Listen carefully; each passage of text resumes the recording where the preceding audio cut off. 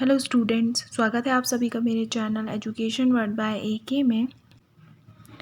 बच्चों, हम पढ़ रहे थे चैप्टर फर्स्ट अकाउंटिंग इंट्रोडक्शन। अब इसी चैप्टर को कंटिन्यू करते हुए हम मूव करेंगे अपने अगले टॉपिक की तरफ। मैंने आपको पिछली वीडियो में ये बताया कि अकाउंटिंग क्या होती है। अगर आपने मेरी पहली वीडियो नहीं देखी है तो पहले जाकर प्लीज़ उस वीडियो को देखिए। अगर उस वीडियो से रिलेटेड कोई डाउट होते हैं तो प्लीज़ मुझे कमेंट में अपने क्वेश्चन करिए। तो चलिए हम अपना आज का टॉपिक स्टार्ट करते हैं। हमारा आज का पहला टॉपिक है ब्रांचेस ऑफ अकाउंटिंग। 3 टाइप्स की अकाउंटिंग होती है। There are 3 types of accounting. The first is financial accounting, the second is cost accounting and the third is management accounting. अगर आपको कभी एग्ज़ाम में पूछा जाता है स्कोप ऑफ अकाउंटिंग या टाइप्स ऑफ अकाउंटिंग, तो आप ब्रांचेस ऑफ अकाउंटिंग ही आंसर में लिखेंगे, ठीक है। अब हम इन तीनों अकाउंटिंग के बारे में थोड़ा डिटेल में पढ़ेंगे कि ये अकाउंटिंग होती क्या है। फाइनेंशियल अकाउंटिंग के बारे में तो आप लोग पढ़ चुके हो, फिर भी मैं एक बार आपको बताऊंगी कि फाइनेंशियल अकाउंटिंग क्या है, कॉस्ट अकाउंटिंग क्या है और मैनेजमेंट अकाउंटिंग क्या है, ठीक है। तो चलिए स्टार्ट करते हैं फाइनेंशियल अकाउंटिंग से। फाइनेंशियल अकाउंटिंग में फाइनेंशियल ट्रांजैक्शंस को आइडेंटिफाई कर फाइनेंशियल इवेंट्स को आइडेंटिफाई कर क्या किया जाता है, उन्हें रिकॉर्ड किया जाता है, उन्हें क्लासिफाई किया जाता है, उन्हें समराइज़ किया जाता है और फिर इंटरप्रिटेशन करने के बाद अकाउंटिंग के जो यूज़र्स होते हैं उनके साथ अकाउंटिंग इंफॉर्मेशंस को कम्युनिकेट किया जाता है, ठीक है। सिंपल लैंग्वेज में समझते हैं फाइनेंशियल अकाउंटिंग क्या होती है। फाइनेंशियल अकाउंटिंग वो होती है जिसमें बिजनेस में होने वाले जितने भी ट्रांजेक्शन्स हैं जो फाइनेंस से रिलेटेड है, मनी से रिलेटेड है, उन सारे ट्रांजेक्शन्स को प्रॉपर मैनर में अच्छे तरीके से रिकॉर्ड करना ताकि उनका हम भविष्य में या फ्यूचर में यूज़ कर सकें, ठीक है। फाइनेंशियल अकाउंटिंग क्यों की जाती है? ताकि उस अकाउंटिंग की हेल्प से हम बिजनेस में प्रॉफिट हो रहा है या लॉस हो रहा है उसके बारे में जानकारी ले सकें। फाइनेंशियल अकाउंटिंग क्यों की जाती है? फाइनेंशियल अकाउंटिंग इसलिए की जाती है ताकि हम बिजनेस की फाइनेंशियल पोजीशन को जान सकें, हम ये पता लगा सकें कि हमारा बिजनेस मार्केट में कहाँ एग्जिस्ट करता है, हमारी कितने एसेट्स हैं, हमारे बिज़नेस में कितनी लाइबिलिटीज़ हैं, हमारे बिज़नेस ने कितने एक्सपेंस किए हैं, हमको कितनी इनकम हुई है ना। यानी फाइनेंस से रिलेटेड जितनी भी इंफॉर्मेशन है वो किसकी हेल्प से मिलेगी? हमें फाइनेंशियल अकाउंटिंग से मिलेगी, ठीक है। मतलब फाइनेंशियल अकाउंटिंग वो है जो बिज़नेस में होने वाले हर रोज़ के डेली ट्रांजैक्शन को रिकॉर्ड करती है, ठीक है। हमारी अगली अकाउंटिंग है बच्चों कॉस्ट अकाउंटिंग। अब अगर हमें जानना है कि कॉस्ट अकाउंटिंग क्या है तो उसके लिए हमें ये पता होना चाहिए कि कॉस्ट क्या है, ठीक है। तो कॉस्ट मतलब होती है लागत। अब ये लागत तो इसकी हिंदी हो गई, ठीक है। तो अब हम इसको समझेंगे, बहुत छोटे से सिंपल से एग्जांपल से समझेंगे। यहाँ पर आपको स्क्रीन में एक कप ऑफ टी दिख रहा होगा, ठीक है। एक चाय का कप दिख रहा होगा जिसमें चाय रखी है, ठीक है। आप कभी भी चाय पीने जाते हो तो क्या करते हो? कब बाज़ार गए, चाय पीने का मन हुआ, चाय ऑर्डर की, चाय आ गई, चाय पिया और जो भी चाय की कीमत थी वो चुकाई और आ गए। क्या आप लोगों ने कभी सोचा कि जो हमने चाय की कीमत दी है वही कीमत क्यों लगाई दुकानदार ने, ठीक है, उसके पीछे का क्या कारण है? तो मान लो अगर हम मार्केट गए, वहाँ हमने 10 रुपए की चाय पी, तो चाय की कीमत 10 रुपए ही क्यों थी? इसके पीछे होती है उसकी लागत, ठीक है। तो किसी प्रोडक्ट को या किसी सामान को बनाने में कितना खर्च हुआ, कितना पैसा लगा, उसे हम क्या कहते हैं? उस वस्तु की लागत कहते हैं। जैसे यहाँ पे कुछ बेसिक इंग्रेडिएंट हैं, वाटर, टी लीव यानी चाय की पत्ती, शुगर और मिल्क, ठीक है। तो वाटर का हमने वैल्यू लगाया 0, ठीक है। अब क्या हुआ? वाटर की वैल्यू है 0, चाय की पत्ती हमने यूज़ की 2 रुपीज़ की, उसके बाद शुगर 2 रुपीज़, मिल्क 2 रुपीज़ और अगर हमने चाय गैस में बनाई है तो माना गैस लगी 2 रुपये की, ठीक है। तो हमारी चाय की लागत या हमारी चाय कितने रुपए में बनकर तैयार हुई? हमारी चाय 8 रुपये में बनकर तैयार हुई, ठीक है। अब एक दुकानदार या हम अगर दुकानदार हैं तो हम क्या करेंगे, इस 8 रुपए की लागत में अपना प्रॉफ़िट, अपना लाभ भी ऐड कर देंगे और हम चाय की प्राइस क्या फ़िक्स करेंगे, चाय की प्राइस हम फ़िक्स करेंगे 10 रुपए। तो चाय की जो प्राइस है वो फ़िक्स करने में हेल्प किसने की, उसकी कॉस्ट ने। ठीक है, तो अब आप समझ गए हो बच्चों कि कॉस्ट क्या होती है। किसी भी प्रोडक्ट को बनाने के लिए जितने एक्सपेंसेस किए जाते हैं वह उस प्रोडक्ट का क्या कहलाता है, कॉस्ट कहलाता है। और कॉस्ट की हेल्प से ही कंपनी अपने प्रोडक्ट का प्राइस फिक्स कर सकती है। ठीक है बच्चों, जो अब ये तो था बहुत छोटा सा एग्जाम्पल, ठीक है, जिसमें हमने चाय बनाई।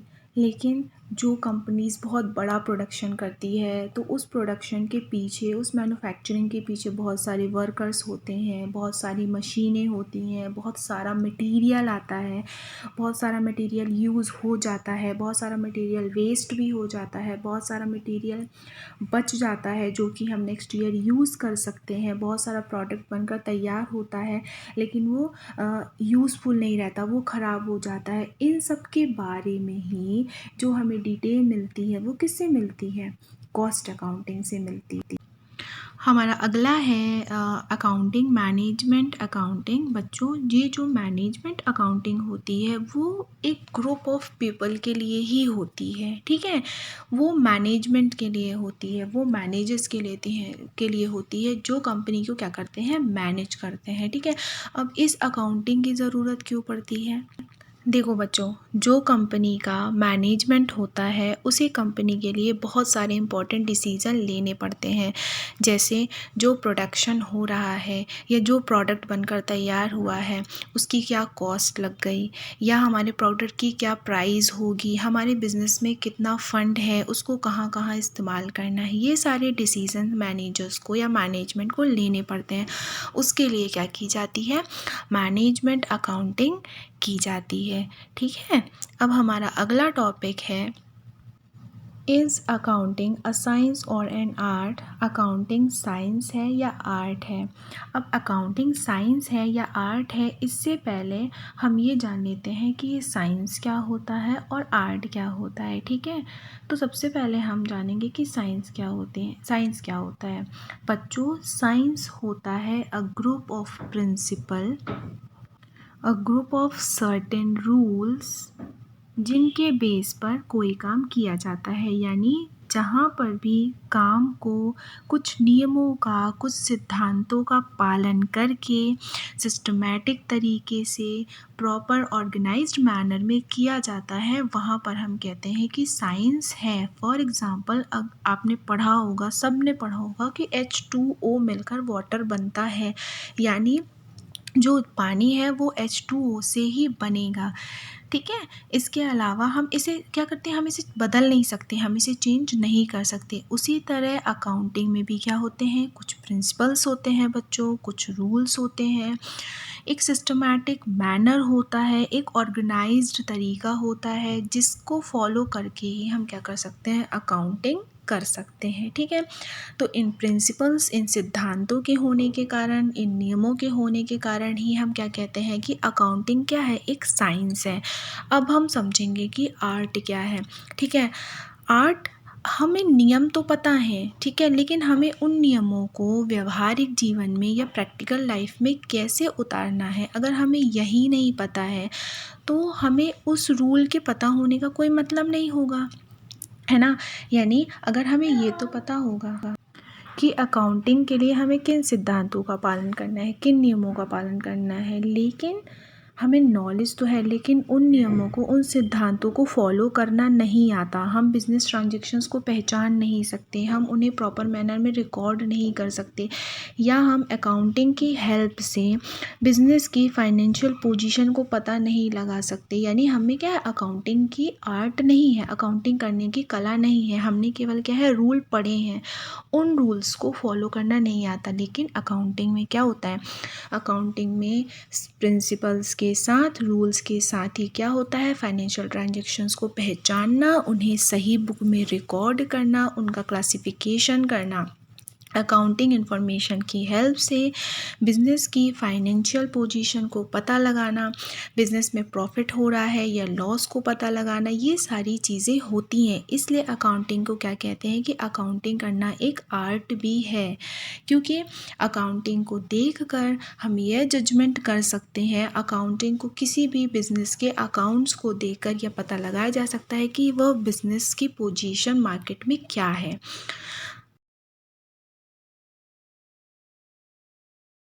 और इसीलिए अकाउंटिंग एक आर्ट भी है। ठीक है, अब बच्चों हम बढ़ेंगे अपने अगले टॉपिक की तरफ। तो आज का हमारा तीसरा टॉपिक है ऑब्जेक्टिव ऑफ अकाउंटिंग, यानी अकाउंटिंग के उद्देश्य क्या हैं, किस उद्देश्य के कारण अकाउंटिंग की जाती है। ठीक है, तो यहाँ पे आप देख पा रहे होंगे, सबसे पहला अकाउंटिंग का जो उद्देश्य है, ऑब्जेक्टिव है, वो क्या है, फाइनेंशियल ट्रांजैक्शंस को रिकॉर्ड करना। ठीक है, उसके बाद determination of profit and loss, यानी यह डिटरमाइन करना, यह कैलकुलेट करना या यह पहचानना कि प्रॉफिट हो रहा है बिजनेस में या लॉस हो रहा है। ठीक है, उसके बाद determination the financial position of business, यानी बिजनेस की फाइनेंशियल पोजीशन क्या है, हमारे बिजनेस की क्या एसेट्स है, क्या लाइबिलिटी है, हमारे बिजनेस में कितनी कैश है, कितना है। ठीक है, तो अकाउंटिंग का क्या उद्देश्य होता है, बिजनेस की, व्यापार की फाइनेंशियल पोजीशन को बताना। उसके बाद गाइडिंग द मैनेजमेंट, यानी जो मैनेजमेंट होता है, जो डिसीजन मेकर होते हैं, जो बिजनेस से रिलेटेड डिसीज़न लेते हैं, उन्हें गाइड करना, उनकी हेल्प करना कि कौन कौन से डिसीज़न बिज़नेस को लेने हैं या बिज़नेस को कैसे ग्रो करना है, बिज़नेस में प्रॉफिट कैसे अर्न करना है।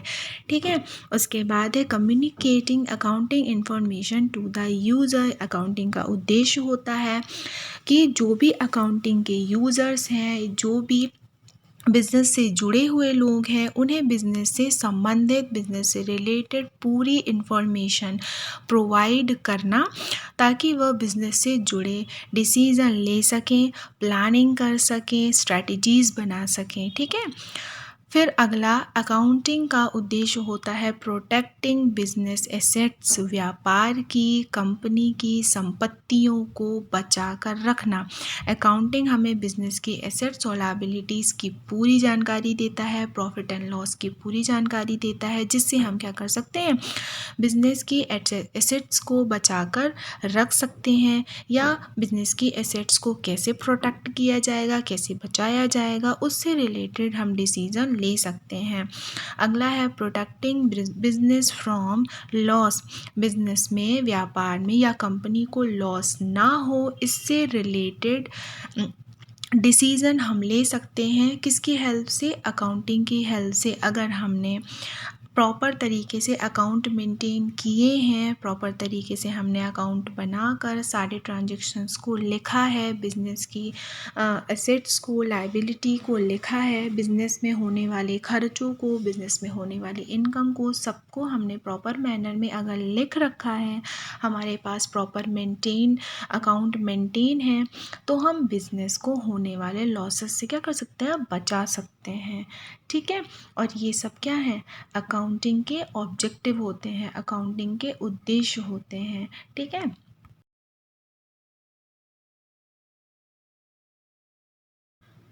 तो बच्चों ये थे हमारे आज के टॉपिक। हमने पहला टॉपिक पढ़ा branches of accounting. Branches of accounting 3 होती हैं, कौन कौन सी, फाइनेंशियल अकाउंटिंग, दूसरा cost accounting and third is management accounting.